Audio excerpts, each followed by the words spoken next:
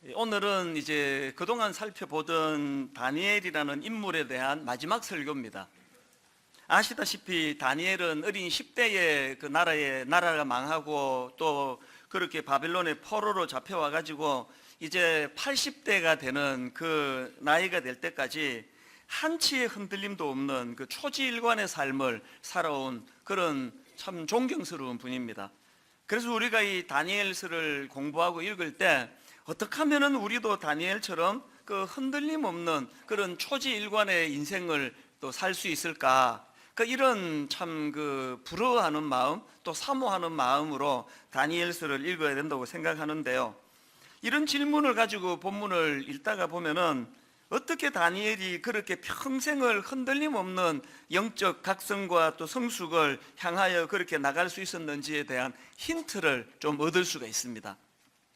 보니까 다니엘이 평생을 그렇게 초지일관의 삶을 살 수 있었던 비결 첫째가 뭐냐 하니까 이 말씀을 통한 깨달음의 삶을 그는 늘 누렸다는 사실입니다. 오늘 본문 다니엘 9장 2절입니다.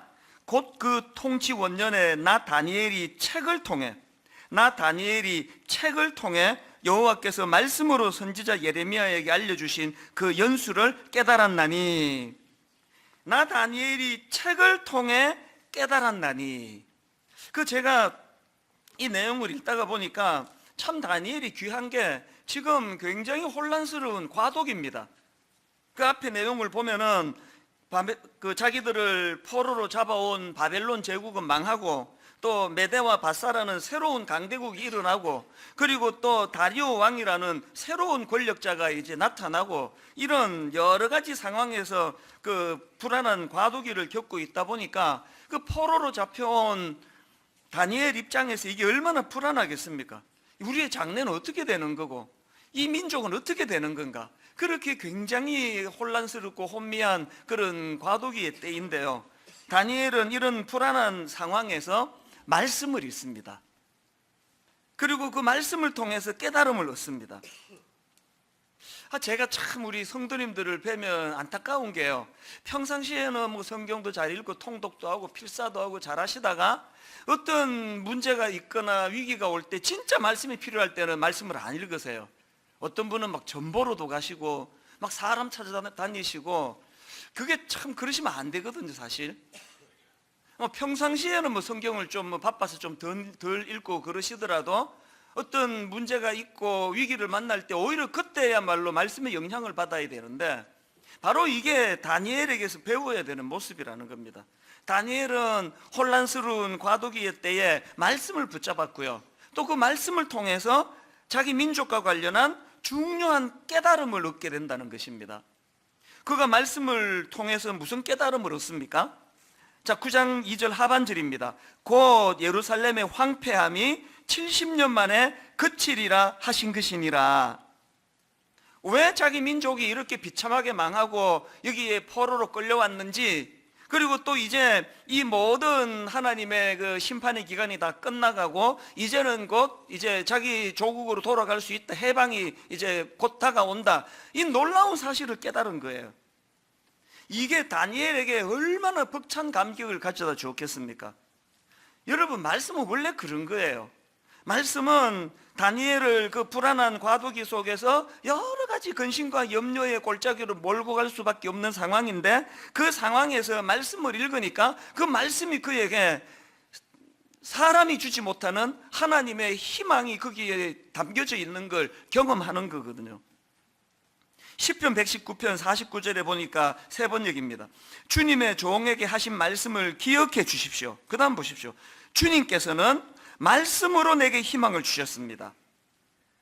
그 다음 50절도 마찬가지예요. 주님의 말씀이 나를 살려주었으니 내가 고난을 받을 때에 그 말씀이 나에게 큰 위로가 되었습니다. 여러분, 한 해를 되돌아보면서 이 시편 119편처럼 고백할 수 있으면 얼마나 좋겠습니까? 내 지난 시간을 되돌아보니까 주님께서는 말씀으로 내게 희망을 주셨습니다.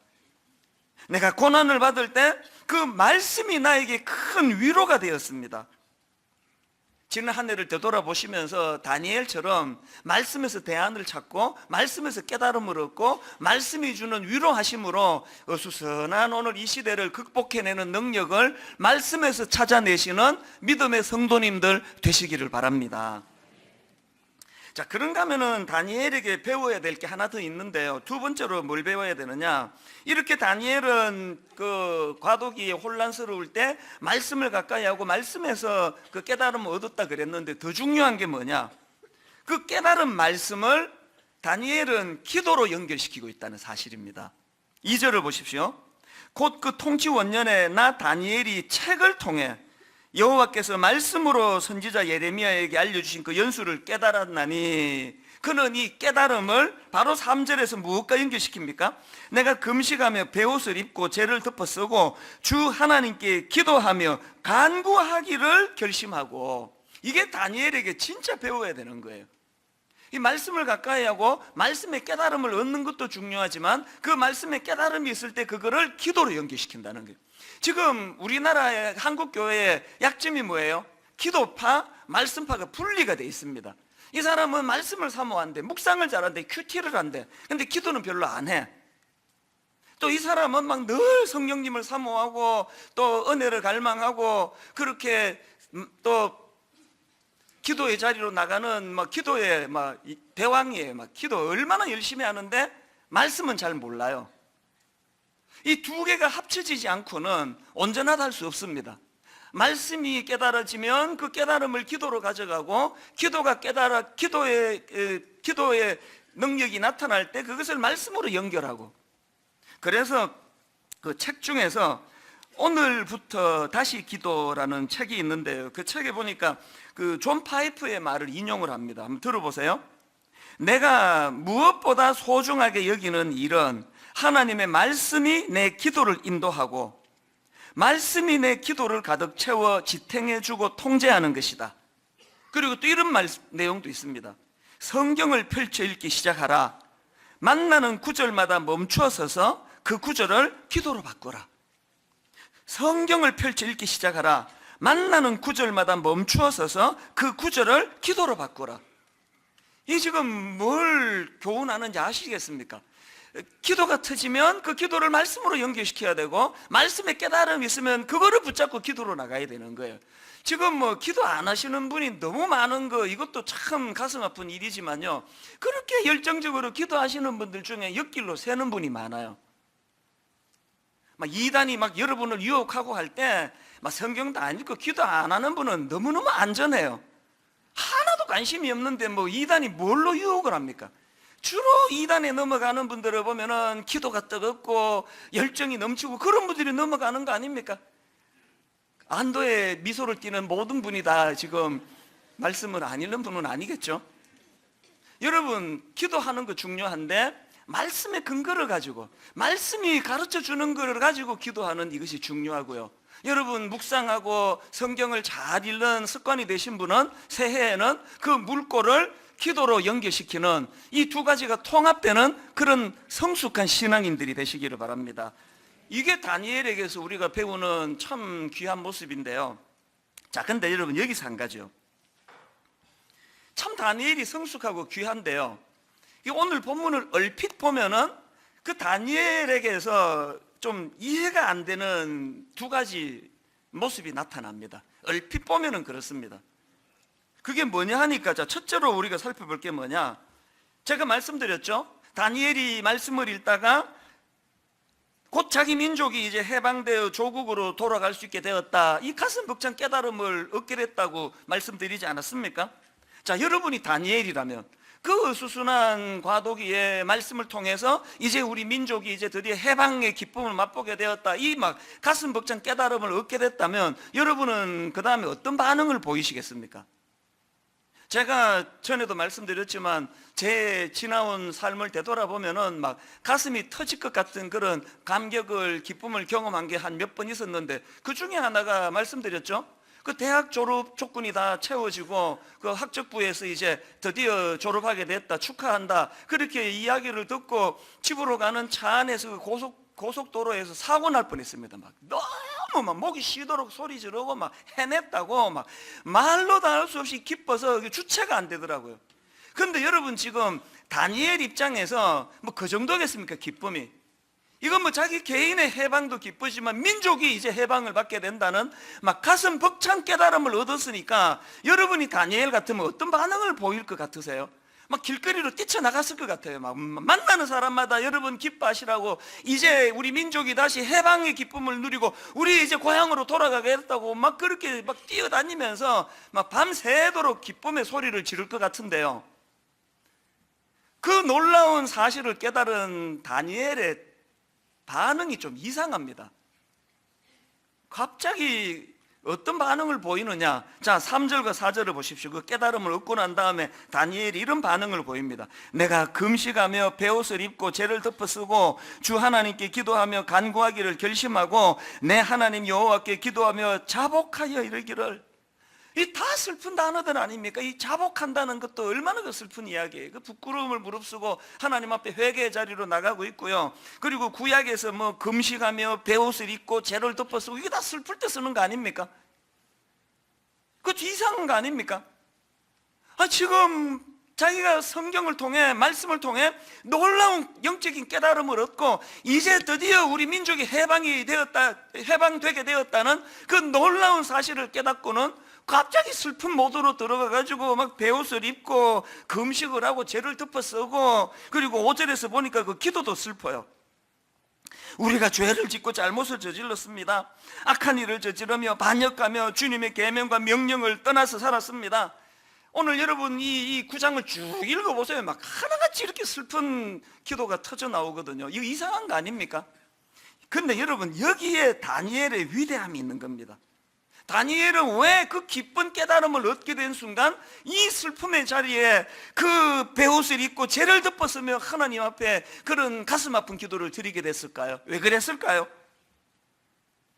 다니엘은요, 겉으로 보여지는 포로 해방보다 이스라엘 백성의 회개와 각성이 더 중요하다는 걸 알고 있었기 때문입니다. 이게 무슨 말인지를 쉽게 설명해 드릴게요. 여러분 다 아시지만 지난 8월 달에 제가 이 성대에 이제 문제가, 그 이제는 뭐 몇 달 동안 이 목에 문제가 생겨가지고 막 그 설교도 뭐 영상으로 막 대처하고 그렇게 보내던 그 절정이 이제 8월 달이었는데, 병원에 갔더니 이제 이 내시경으로 조사를 해보니까 이 목에 이제 이게 혹이 너무 커져가지고 그 이름을 제가 까먹었습니다. 뭐 용어가 있더라고요. 이게 너무 커져서 이제 이거 수술해야 될 상황이라고. 그때 제가 왜 마음이 힘들었나 하면은요, 수술하면은 이제 한 2석 달 이제 강단에 서지를 못하기 때문에 이제 특세도 이제 못하게 되고, 외부 강사를 쓰면 되겠지만 또 새서명 축제도 또 못하게 되고, 이런 것들이 저를 너무너무 힘들게 했는데, 그것보다 더 저를 힘들게 한 게 뭔지 아십니까? 많은 분들이 말씀하시기를 그 수술해도 소용없다는 거예요. 근원적으로 지금 1부부터 5부까지 설교하고, 또 설교만 하는 게 아니라 저는 찬양하고 기도, 인도, 축도까지 다 하다 보니까 뭐 말했다가 노래했다가 말했다가 이거를 뭐 1부부터 5부, 아침 7시부터 4시 반까지 하는 이것 자체, 이 문제가 해결이 안 되고는 그지 혹 이거 떼봐야 좀 있으면 그 옆에 또 생긴다는 거예요. 그게 저를 굉장히 힘들게 만들었습니다. 이거 뭐 전신 마취해가지고 그렇게 억지로 그 수술해봐야 지금 뭐 제가 그렇다고 예배를 뭐 한 2번만 드릴 수 있는 상황도 아닌데, 그래서 제가 고뇌하다가 죽으면 죽으리라 그러고 나 수술 안 한다고.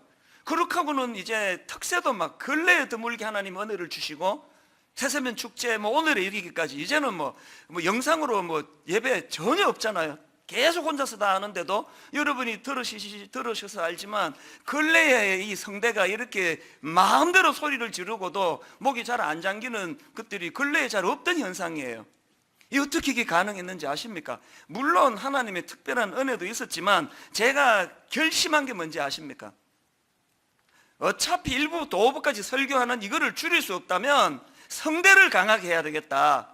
그래가지고 이제 그때부터 전문가 찾아가고, 또 저한테 또 일주일에 한두 번씩 오셔가지고 발성 연습도 배우고, 그리고 막 그냥 여기 오기 전에 그 커피포트에 물을 팔팔 끓여가지고 수증기를 막 입으로 막 들이마시고 이 성대를 촉촉히 또 적셔야 된다 그래가지고, 그리고 또 그 틈만 나면은 이제 막 이거 발성 연습을 제가 혼자 해요. 뭐 이런 거 하고 또 막 이런 것도 하고, 하여튼 막 할 수 있는 모든 걸 다 동원해 가지고 애를 썼더니요, 성대가 진짜 튼튼해지더라고요. 다니엘이 지금 겉으로 보여지는 민족 해방, 이게 지금 기쁨이 안 되는 건 뭐예요? 근원적으로 하나님 앞에 그 범죄의 원인이 해결되지 않고 주님 앞에 각성하고 돌아서지 않으면 해방되면 뭐 하느냐는 거예요.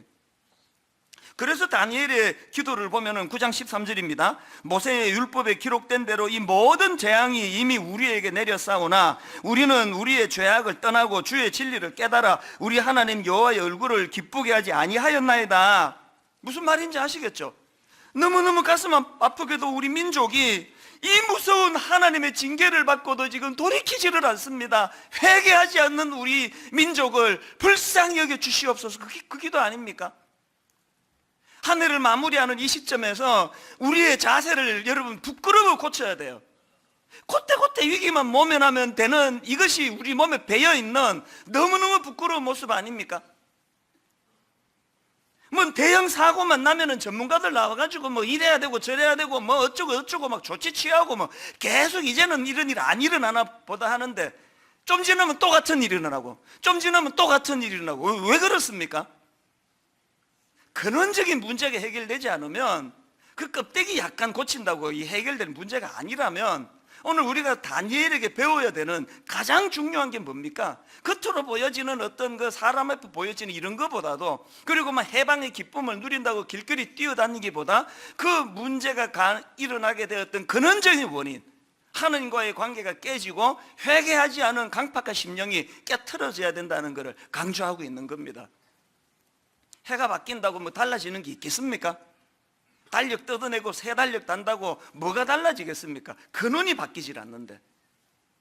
여러분, 한 해를 마무리하고 새해를 맞으면서 다니엘처럼 뿌리 깊은 근원을 찾아가지고, 그거 안 하면요, 제 성대 수술하고 나면 좀 지나면 또 생기고 또 생기는 거랑 같은 원리입니다.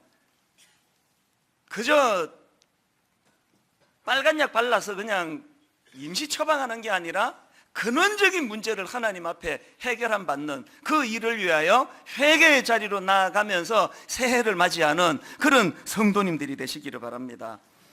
그런가 하면은 두 번째로 그 본문의 다니엘의 모습에서 이해가 안 되는 게 하나 더 있는데요.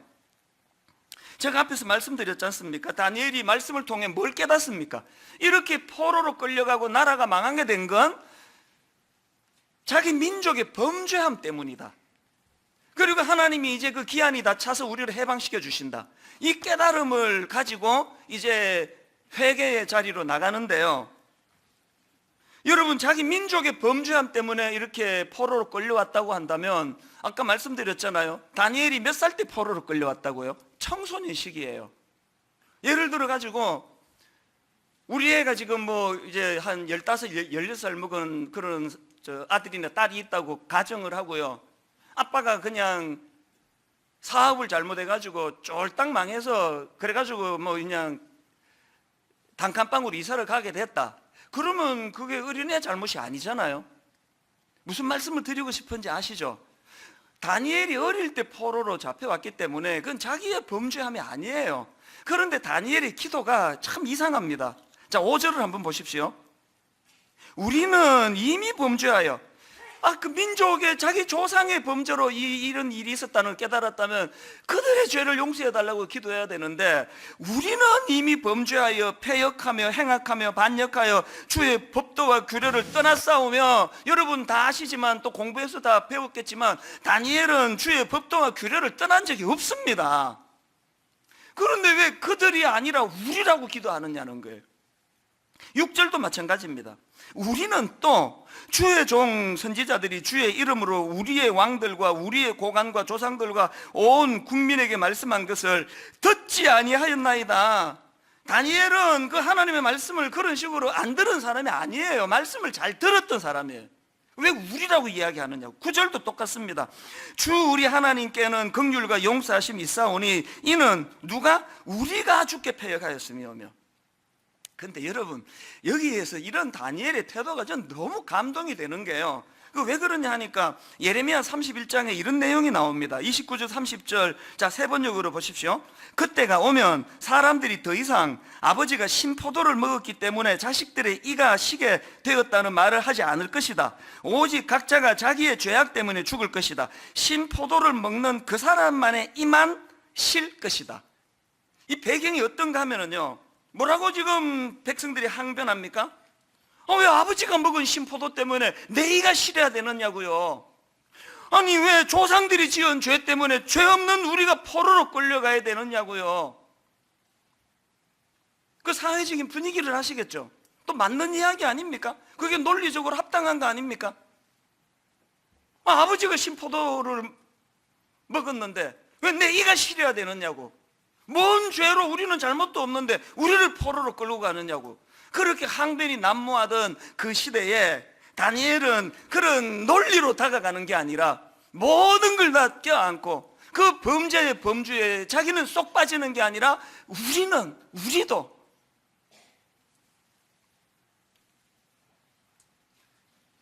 저는 이런 다니엘의 모습을 보면 참 가슴이 아픈 사람이에요. 오늘 우리 조국 대한민국 울분공화국이라 그러더라고요. 그리고 울분이 점점 지금 누적이 되는 것 같아서 진짜 걱정입니다. 오늘 우리나라를 보면 울분공화국이라고 이름들 하는데 저는 거기다 한마디 더 붙이고 싶어요. 오늘 우리 현실은요, 우리나라가 울분공화국일 뿐만 아니라 남탓공화국이에요. 막 온 사방에서 들려오는 이야기가 그거예요. 왜 아버지가 그 신포도를 먹었는데 내 이가 실해야 되느냐고, 막 이런 막 항변이 막 여기저기 들려지는 거 아닙니까? 교회도 마찬가지예요. 교회 하나 한번 들여다보세요. 이 교회는 뭐 이 남탓의 공동체, 남탓의 공동체. 막 여기저기서 탓이 그렇게 많은 이게 너무 가슴 아픈 거 아닙니까? 여러분, 교회가 이렇게 살버려도 되는 겁니까? 여러분, 지금 본인이 내가 영적으로 좀 건강한가 어쩌나 이게 점검하기 위해서 이 잣대를 대고 한번 자기를 돌아보세요. 이사야 6장 5절. 그때에 내가 말하되 화로다 나여 망하게 되었도다. 여러분, 내면에서 이 목소리가 터지고 있습니까? 화로다 너여, 당신 때문이야. 저 목사 때문이라고. 장로야, 장로. 왜 이게 내 영적 성숙을 가늠하는 잣대가 되는지 아십니까? 모든 신앙의 출발은 다 이렇게 시작을 해요. 여러분 아시는 누가복음 5장에 베드로가 예수님을 만나는 자리에서 그가 던졌던 첫 마디가 뭐예요? 주여 나를 떠나소서 나는 죄인으로소이다. 이걸로 시작하는 게 베드로의 주님과의 만남 아닙니까? 그런가 하면은 사도행전 2장에 보면은 복음이 선포되니까 그들이 탄식하면서 그 강팍했던 마음이 어떻게 깨트려집니까? 형제들아 우리가 어찌할꼬? 여기에 그 남 탓이 어디 있습니까? 항상 영적으로 충만할 때는 내 탓이에요, 내 탓. 그 믿음이 떨어지고 자꾸 바리새인처럼 돼가는 첫 번째 증상이 화로다 나여가 없어져요, 나여가. 네가 잘못했다는 거 아닙니까? 그리고 이런 사람들이 특징이 뭔지 아시죠? 논리가 너무 정연해요. 왜 상대방이 틀려먹었는지를 막 상대방이 숨도 못 쉬게 공격을 해요. 다 맞는 이야기예요. 논리 정연하게 시작합니다. 우리 집이 이렇게 된 게 나 탓이 아니라 당신 때문이라는 거. 그렇게 목소리 높여 소리 질러가지고 그래가지고 상대방을 제압하니까 뭐 살림살이 좀 좋아졌습니까? 그게 자기의 미성숙함을 드러내는 가장 중요한 잣대인데, 여러 번 말씀드리잖아요. 논리 그러지 마세요. 그 논리의 잣대에 주님이 갖다 대면 우리 다 망합니다. 주님의 논리가 이러면 여기 우리 있겠습니까? 야, 네가 죄 지었는데 왜 내가 십자가를 져야 되니? 네 논리 그러는데 이게 논리에 맞니? 너 십자가 지고 망해라. 주님이 우리를 이렇게 대하지 않는 건 다니엘의 정신을 갖고 계시기 때문 아닙니까? 교회가 회복되기 위해서는, 우리 개인의 영이 살아나려면, 여러분 가정이 회복되기 위해서는 상대방이 잘못 있는 거 맞아요. 또 지적도 해야 돼요. 최대한 온유하게 겸손하게 지적해야 돼요. 그러나 그 이전에 나도 그 죄악의 범주에서 벗어날 수 없는 죄인입니다. 이걸 항상 인식해야 돼요. 내가 낯뜨거운 죄인인데 무슨 용기로 그렇게 쉽게 남을 정죄하고 비방하고 비판하고 그 엄청나게 용감한 거 아닙니까?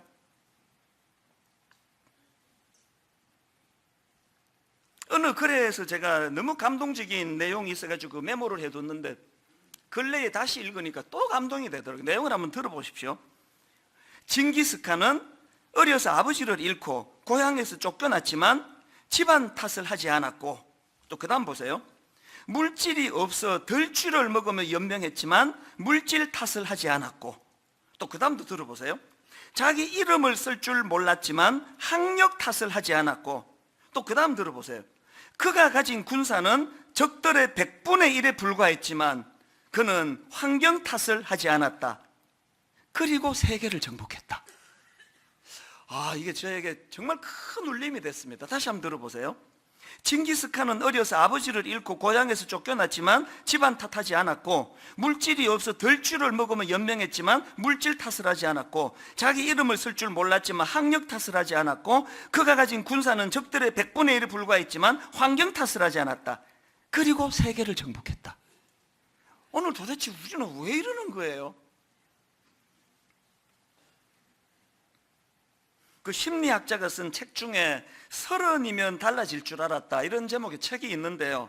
그 책에 보면은 그 프롤로그에서 저자가 내가 왜 이 책을 쓰게 됐는지 아십니까? 이 책을 쓰게 된 몇 가지 이유가 있습니다. 그러면서 이제 그 책을 쓰게 된 동기를 밝히는 부분이 있는데 직접 한번 들어보세요. 절대 다른 사람은 바꿀 수 없습니다. 내가 바꿀 수 있는 것은 오직 세상과 타인에 대한 나의 태도뿐입니다. 다시요.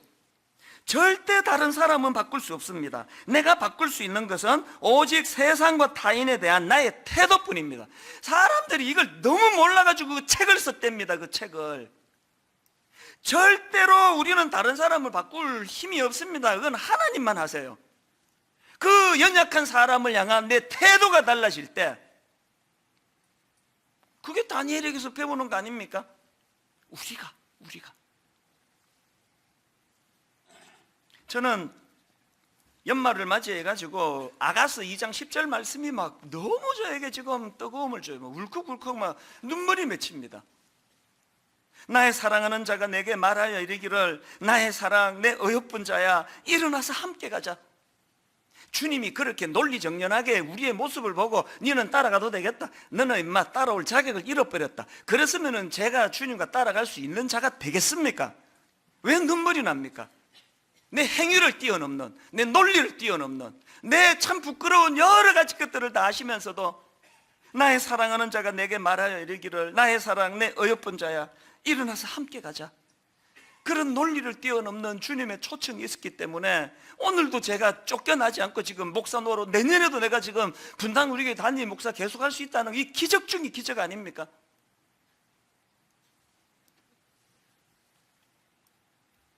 새해를 맞이하면서 다니엘에게서 이 모습을 배우셔야 됩니다.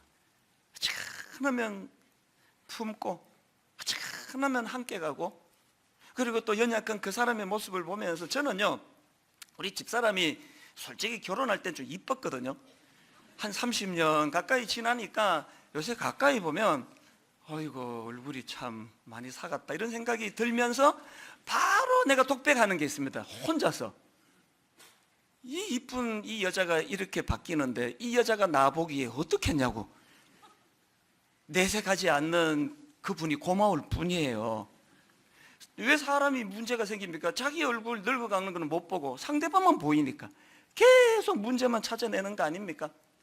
성령님이 우리 안에 우리를 조명해 주시면 상대방의 연약한 요만큼 있을 때, 우리 집사람이 이게 좀 나이가 들었구나, 이제 흰머리가 나네, 그럴 때 상대방이 저를 보면은 흰머리로 뒤덮여져 있는 모습일 거예요. 자기를 못 보기 때문에 그런 거 아닙니까? 새해에 이 영적인 원리를 따라 항상 은혜 받고 나면 화로다 나여 망하게 되었도다. 그리고 우리가 범죄했다. 그렇게 함께 일어나 함께 가자는 주님의 정신으로 그렇게 회개의 자리로 나아가는 믿음의 식구들 되시기를 바랍니다. 하나님은 이런 다니엘의 모습을 기뻐하셨는데요. 자, 다니엘 9장 21절입니다. 곧 내가 기도할 때에 이전에 환상 중에 본 그 사람 가브리엘이 빨리 날아서 저녁 제사를 드릴 때쯤에 내게 이르더니 23절을 보십시오. 곧 내가 기도를 시작할 즈음에 명령이 내렸으므로 이제 내게 알리러 왔느니라. 너는 크게 은총을 입은 자라. 저는 이 구절에서 두 가지를 발견하는데요, 우리가 다니엘처럼 이렇게 건강하게 남 탓하지 않고 자기가 주님 앞에 회개하며 나가는 이런 기도는 두 가지 하나님의 놀라운 그 복이 부어지는데, 첫 번째가 뭐냐? 응답이 빨라요. 응답이 빠릅니다. 23절을 세 번역으로 보니까 네가 간구하자마자 곧 응답이 있었다. 그런가 하면 두 번째 복이 뭔지 아십니까? 응답만 빨리 해주시는 게 아니라 그렇게 기도하는 그 사람 존재를 기뻐하세요. 여기 나오는 은총을 입은 자라는 표현은 원어로 보면은 소중한 자 혹은 하나님께서 기뻐하시는 자, 이렇게 번역할 수 있는 단어예요. 그래서 세 번역이 이렇게 번역하지 않습니까? 23절을 보십시오. 네가 간구하자마자 곧 응답이 있었다. 그 응답을 이제 내가 너에게 알려주려고 왔다. 네가 크게 사랑을 받고 있기 때문이다. 여러분, 진짜 여러분 이런 다니엘 같은 인생이 되면 좋겠습니다. 기도하면은 응답이 빨리빨리 이루어지는 그런 인생. 응답만 빨리 주시는 게 아니라 뭐 하나님이 그저 막 네가 어떻게 기도도 그렇게 이쁘게 하니? 아이고 참, 같은 기도를 해도 니는 참 그 이쁘게 한다. 어떻게 그렇게 사랑스럽니? 뭐 전에도 말씀드렸지만 내가 애를 셋이나 키워보니까요, 깨물 안 아픈 건 없는 건 사실이에요. 다 아파요. 다 잘 되기를 바라요. 한 해라도 잘못되면 막 내 인생이라도 바꿀 만큼 그렇게 소중한데요, 그러나 여러분, 하는 짓 따라 가지고 이쁜 건 차이가 좀 있더라고요. 이쁜 건 하는 말마다 이쁘게 하는 애는 더 이쁘고요, 하는 말마다 밉상스럽게 하는 애는 안 이쁘고요, 이것도 저것도 아무 말 안 하고 있는 애는 그냥 보통이에요. 하나님 앞에 여러분 이쁨을 받아야 돼요. 이쁨을. 우리 밉상스러워도 그렇다고 우리 뭐 호적에서 파고 안 하십니다. 그러나 하나님과의 친밀감에서 좀 이쁨을 받아야 돼요. 이쁨. 다니엘처럼 니 탓이요 니 탓이요 좀 그러지 말고, 이 민족을 내 가슴에 끌어안고 조국을 위해 기도하며 내 가정의 모든 문제는 우리가 주님께 범죄했다고. 이제 이 다니엘이라는 인물에 대한 말씀을 마치면서요, 이걸 총 정리하면서 이제 간단하게 우리가 이 다니엘에게서 배워야 될 이제 두 가지를 말씀드리고 이제 결론을 맺으려고 합니다. 여러분, 다니엘에게서 뭘 배워야 되느냐? 총체적으로 첫째, 여러분 어떤 상황에서도 소망을 잃지 않는 그 모습을 배워야 됩니다. 포로로 끌려갔어도, 사자굴에 던져졌어도, 억울한 지금 정적들의 모함에 둘러싸여 있어도 다니엘은 소망을 잃지 않습니다. 그래서 바벨론에서 그리스도인으로 살기라는 책에 보면 저자 레리 오스본이 뭘 주장하느냐? 다니엘의 강력한 세 가지 특징 중에 하나가 소망의 사람이었다 그래요. 여러분, 다니엘처럼 어떤 상황에서도 소망을 빼앗기지 않는 그런 믿음의 사람 되시기를 바랍니다. 더 중요한 두 번째, 뭘 배워야 되느냐? 그 소망을 유지하게 하는 도구가 그게 기도였다는 사실을 깨달아 알으셔야 됩니다. 기도는 고난과 환난 중에 소망을 빼앗기지 않도록 하는 능력이라는 사실이에요. 그래서 저는 다니엘서를 총 정리하는, 묵상하는 가운데 요한복음 8장 12절 말씀이 제게 탁 정리가 되더라고요. 예수께서 또 말씀하여 이르시되 나는 세상의 빛이니 나를 따르는 자는 어둠에 다니지 아니하고 생명의 빛을 얻으리라. 예수께서 또 말씀하여 이르시되 나는 세상의 빛이니 나를 따르는 자는 어둠에 다니지 아니하고 생명의 빛을 얻으리라. 빛 대신 주님과 가까이 그분과 교제하고 그분께 기도하고 그분이 기쁘신 일을 행하고 살아간다면, 아무리 어둠이 내 안에 있는 빛을 잡아먹으려고 해도, 여러분, 어둠은 빛이 오면 물러가지만 빛을 물러가게 할 어둠은 없습니다. 다니엘서를 총 정리하는 이 시점, 또 한 해를 마무리하는 시점에 그 찬양 하나가 저에게 울컥울컥 눈물을 가져다 줘요. 제목이 주님 여기 계시기에. 이렇게 시작합니다. 주님 나를 부르시니 두려움 없이 배에서 나아가리라. 주님 보고 계시기에 의심치 않고 바다를 걸어가리라. 어느 대목에서 마음이 이렇게 울컥울컥, 길 가다가도요, 이 대목이 되면 이렇게 자꾸 이렇게 눈물이 제가 맺히는 거예요. 어느 대목인가 후렴에서 반복되는 이 말씀을 보십시오. 주님 여기 계시기에 이 깊은 바다가 반석이 되고, 주님 여기 계시기에 반석 위를 내가 걸어가리라. 주님 여기 계시기에 저 거친 파도가 반석이 되고, 주님 여기 계시기에 반석 위를 내가 걷습니다. 어떤 사람은요, 어디다가 지나온 삶의 방점이, 어디다가 무게중심이 있느냐? 아이고, 파도가 엄습해서 물에 빠져 죽을 뻔했습니다. 베드로 실제로 빠졌잖아요.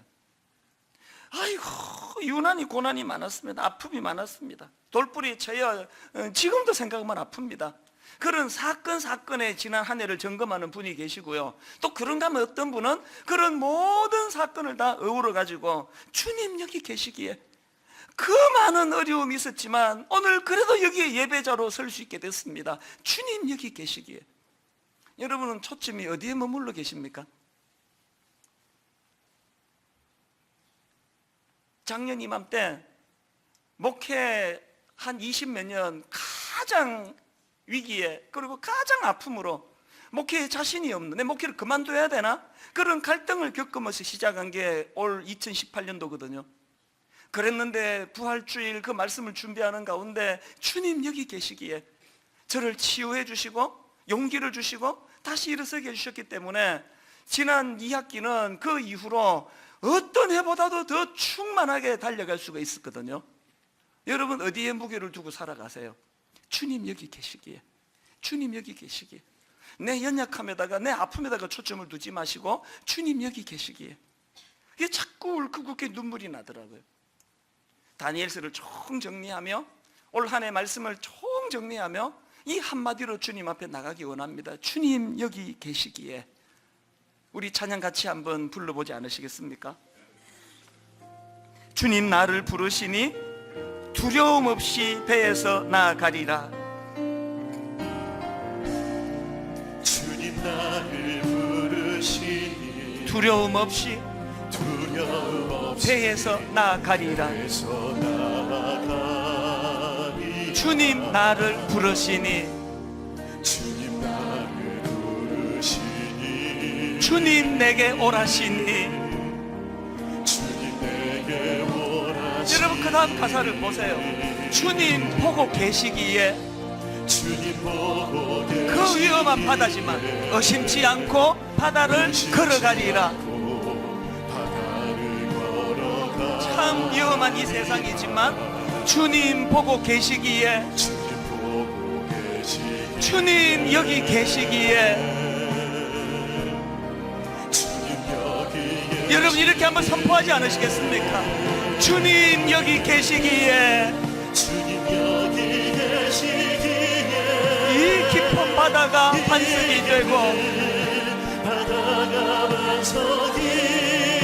주님 여기 계시기에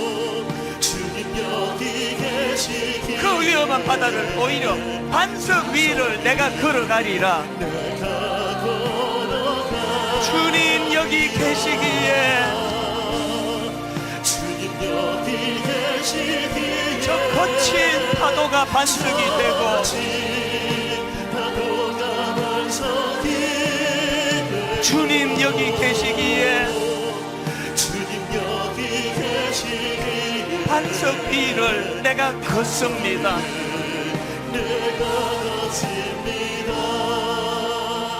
아까 예배 마치고도 어떤 성도님 부부가 오셔서 눈물로 같이, 인간이 위로하기는 어려운 참 그런 아픈 상황을 제가 기도해 드렸는데요, 인생길 가다가 보면은 돌뿌리에 채이고 자빠지고 계획한 대로 잘 안 되고, 그래서 그것 때문에 무너지고 또 무너지는 게 인생이지만, 그럼에도 불구하고 어떻게 오늘까지 일어설 수 있게 되었나? 주님 여기 계시기에, 주님 여기 계시기에. 여러분 돌뿌리에 채여 넘어진 자기만 보면 초라해요. 용기가 안 납니다. 저도 올 초에 그랬습니다. 목회를 그만둬야 되는 거 아닌가? 주님 여기 계시기에 또 회복이 일어나고, 자격 없는 전데 일어나, 사랑하는 자야 일어나 함께 가자. 주님 여기 계시고 저를 불러주시기에 이 마지막 예배까지 이렇게 힘있게 말씀을 전할 수 있는 거, 딱 한마디로 요약되는 올해의 단어, 주님 여기 계시기에.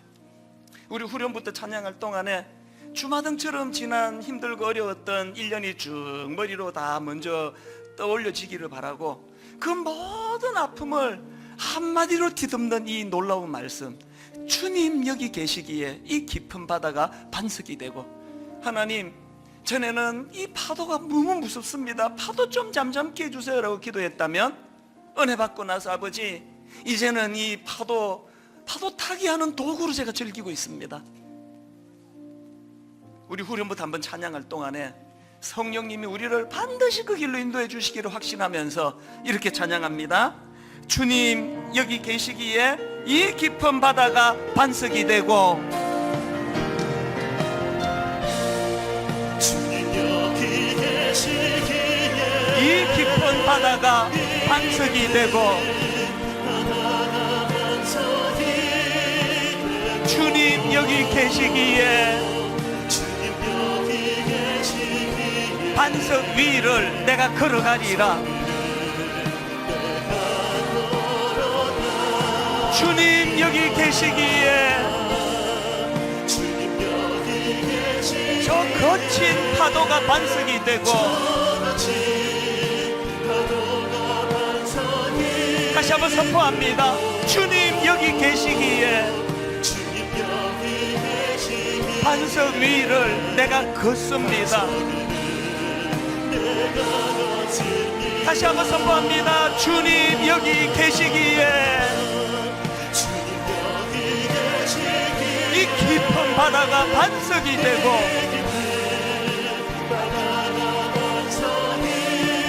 주님 여기 계시기에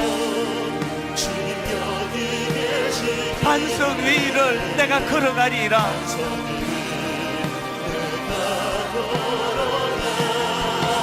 주님 여기 계시기에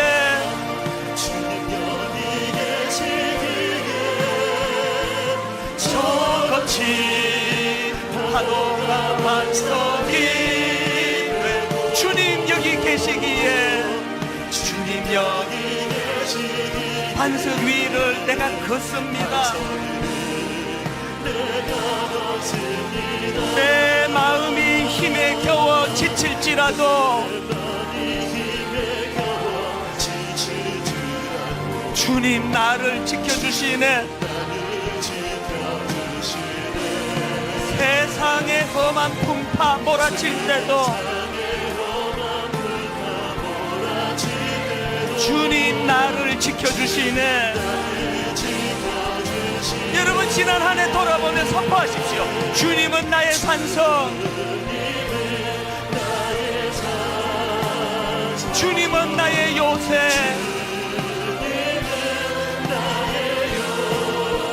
주님은 나의 소망,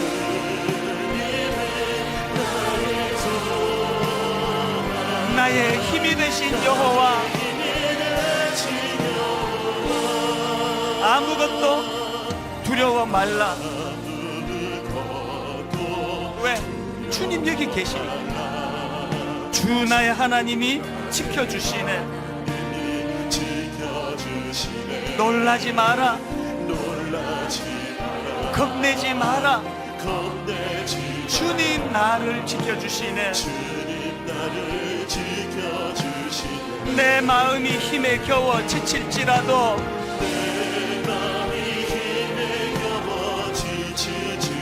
주님 나를 지켜주시네. 여러분 힘있게 선포하시기 원합니다. 세상의 험한 풍파 몰아칠 때도 주님 나를 지켜주시니, 주님은 나의 산성, 주님은 나의 산성, 주님은 나의 요새, 주님은 나의 요, 주님은 나의 소망,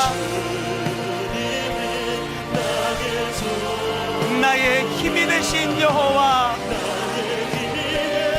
우리 마지막으로 다 일어나서 선포합니다. 내 마음이 힘에 겨워 지칠지라도 주님 나를 지켜주시네. 세상의 험한 풍파 급하 몰아칠 때도 주님 나를 지켜주시네. 주님 여기 계시기에 주님은 나의 산성, 주님은 나의 요새,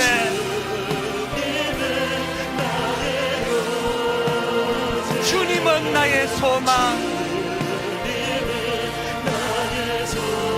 나의 힘이 되신 여호와.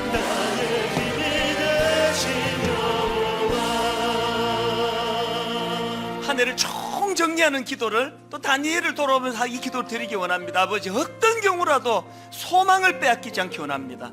그리고 그 소망은 주님을 신뢰하는 기도로부터 시작한다는 사실을 깨달아 알기 원합니다. 주신 말씀 가지고 우리 한 해 마지막 기도 하나님께 올려드리기 원합니다. 통성으로 같이 기도하시겠습니다. 살아계신 하나님 아버지, 하나님의 은혜의 시간 주님 참으로 감사하며 기도를 드립니다. 자격 없는 종을 향하여, 자격 없는 우리 성도들을 향하여, 내 의역분자, 내 사랑하는 자야, 일어나서 함께 가자. 우리를 불러주시고 우리 손을 잡고 아버지 함께 가기를 원하시는 그 은혜를 감사드립니다. 혼자였음이 아니라 하나님과 함께 이 길을 걸어왔음을 깨닫게 하시니 주님 감사합니다.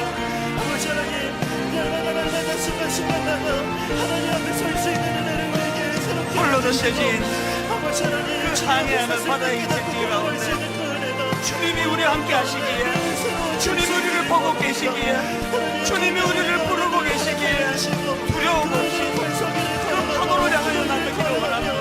하나님이 하셨습니다. 고백할 수 있는 은혜의 간증들이 우리 안에 끊이지 아니할 수 있도록 주님 역사해 주시길 원합니다. 아버지 붙잡아주시고 인도하여 주시옵소서. 하나님 아버지, 홀로 던져진 인생길이 아니라 주님이 함께 하시기에, 그 주님이 나를 부르시기에 두려움 없이 배에서 뛰어 그 파도로 치는 바다를 향해 도전할 수 있을 줄로 믿습니다. 하나님, 늘 이 파도 좀 없애달라고 기도하던 연약했던 저희가 이제는 주님이 함께 계신 이의 마음을 담고서 오히려 하나님, 이 파도를 파도 타기 하며 즐기는 도구로 삼아 주시기 원합니다. 그렇게 기도하는 저희들 되게 하여 주시옵소서. 주님 여기 계시기에 이 깊은 바다가 반석이 되고, 주님 여기 계시기에 반석 위를 내가 걸어가리라. 주님 여기 계시기에 저 거친 파도가 반석이 되고, 주님 여기 계시기에 반석 위를 내가 걷습니다. 우리의 삶이 마감되는 그 어느 날 바로 이 고백을 주님께 드리며, 주님 여기 계시기에 내가 반석 위를 걷습니다. 이 성숙의 자리로 나아가도록 인도해 주시고, 또 맞이하는 새해 이 꿈을 가지고 한 해를 바라보며 달려가도록 함께하여 주시옵소서.